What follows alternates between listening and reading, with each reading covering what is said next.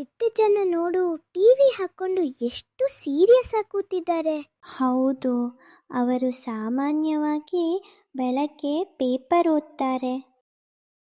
ಕಿತ್ತಜ್ಜ, ಇವತ್ತು ಯಾಕೆ ಟಿವಿ ನೋಡ್ತಾ ಇದ್ದೀರಾ? ಏನಾದರೂ ದೊಡ್ಡ ಮ್ಯಾಚ್ ಇದೆಯಾ ಕಿತ್ತಜ್ಜ?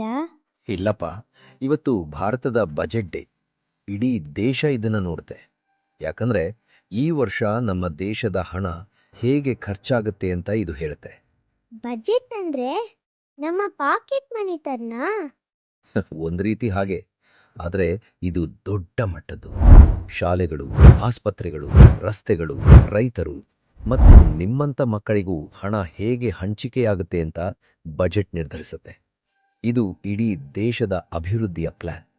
ಇದನ್ನೆಲ್ಲ ಯಾರು ಹೇಳ್ತಾರೆ ಕಿತ್ತಜ್ಜ? ಭಾರತದ ಹಣಕಾಸು ಸಚಿವರು ಪ್ರತಿ ವರ್ಷ ಸಂಸತ್ತಿನಲ್ಲಿ ಇದನ್ನು ಮಂಡಿಸ್ತಾರೆ. ಸಾಮಾನ್ಯವಾಗಿ ಫೆಬ್ರವರಿ 1ನೇ ತಾರೀಕು. ಕಿತ್ತಜ್ಜ, ಬಜೆಟ್ ಇಂದ ನಮ್ಗೆ ಏನ್ ಸಿಗುತ್ತೆ? ಜನ ಯಾಕೆ ಈ ದಿನಕ್ಕೆ ಕಾಯ್ತಾರೆ? ಒಳ್ಳೆ ಪ್ರಶ್ನೆ.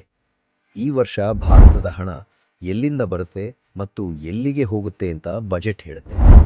ಪ್ರತಿಯೊಬ್ಬರು ಎಷ್ಟು ತೆರಿಗೆ ಕಟ್ಟಬೇಕು, ರೈತರಿಗೆ, ವಿದ್ಯಾರ್ಥಿಗಳಿಗೆ ಯಾವ ಸ್ಕೀಮ್ಗಳು ಬರುತ್ತೆ, ರಸ್ತೆ, ಶಾಲೆಗಳಿಗೆ ಎಷ್ಟು ದುಡ್ಡು ಕೊಡಬೇಕು ಅಂತ ಇದರಲ್ಲಿ ಇರುತ್ತೆ.